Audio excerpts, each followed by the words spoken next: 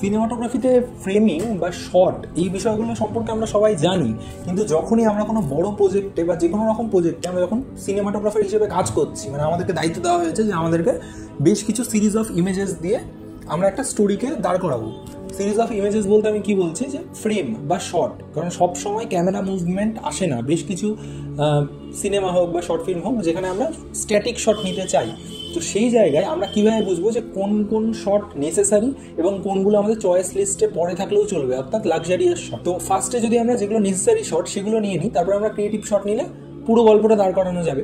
এই যে শট নিয়ে যে আলোচনাটা করব সেটা আমি লাস্টে একটা প্র্যাকটিক্যালও দেখিয়ে দেবো, যে আমি কীভাবে ছোটো ছোটো কিছু শট দিয়ে একটা ছোটোখাটো একটা স্টোরি আমরা বুঝিয়ে দিতে পারছি যে পুরো জায়গাটাতে কী ঘটনা ঘটছে না ঘটছে।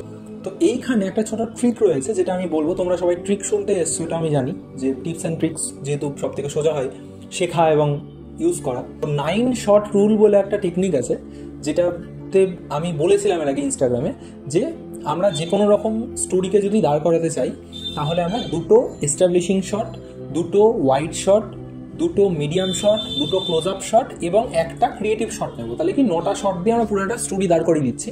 আমি জানি যে পুরো ব্যাপারটা মাথার উপর দিয়ে গেল, তো সেটার জন্য আমি শর্ট সাইজ নিয়ে একটু হালকা করে বলে দিই। এস্টাবলিশিং শট বলতে তোমার সিনকে পুরো জায়গা, মানে যেখানে লোকেশন যেটা পুরোটা, সেই বিষয়গুলো যেই শট দিয়ে তুমি এস্টাবলিশ করবে সেটাকে এস্টাবলিশিং শট বলা হয়।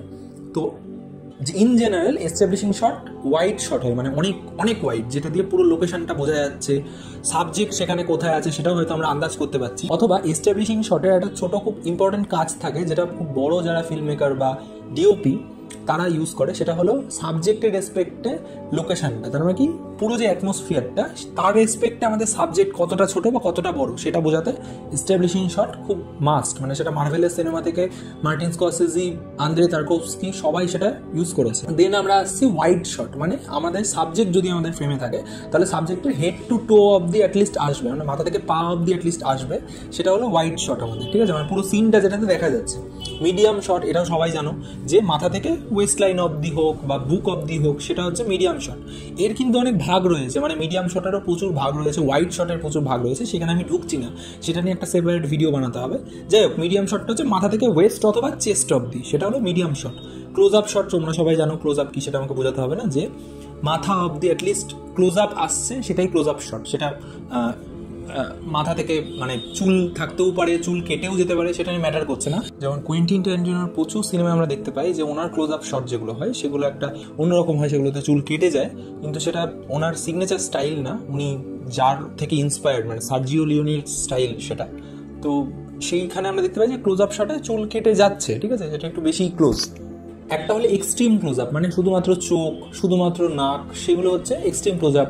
একটা সিন চলতে চলতে হঠাৎ করে যেটা এক্সট্রিম ক্লোজ আপ, কিন্তু সেটা কোনো অবজেক্টের যেটা স্টোরিকে আমাদের সাপোর্ট করছে, যেমন ইনসেপশনে আমরা দেখতে পাবো সেই অবজেক্টের একটা ইনসার্ট শট, বা নাইফস আউটে আমরা দেখতে পাবো জুতোর মধ্যে একটা রক্তের ফোঁটা। আমারও সিনেমাতে তুমি চাইলে প্রচুর জায়গায় ইনসার্ট শটের ইউজ তোমরা দেখতে পাবে। তো এগুলো আমরা ইউজ করি, মানে আমরা বলতে আমি বা যে কোনো রকম যারা সিনেমাতে কাজ করে আমরা ইউজ করি কেন, অ্যাজ এ ডিওপি বা অ্যাজ এ ফিল্ম মেকার, যে সেটা স্টোরিকে দাঁড় করায়, ইনসার্ট শট।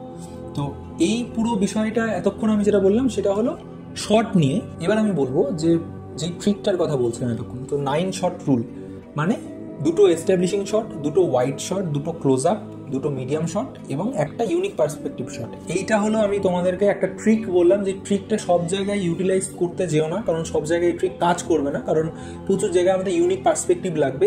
এই সিনে আমি আর কোনো ইউনিক পার্সপেক্টিভ পাইনি, হয়তো তোমরা পাবে, সেটা কমেন্ট করে আমাকে জানাও যে আর কি ধরনের শট নেওয়া যেত, তাহলে হয়তো আর একটু ভালো লাগতো ভিডিওটা দেখতে, বা লাইটিং কীরকম আর একটু করলে বেটার হতো, সেটা তোমরা আমাকে জানাও কমেন্ট করে।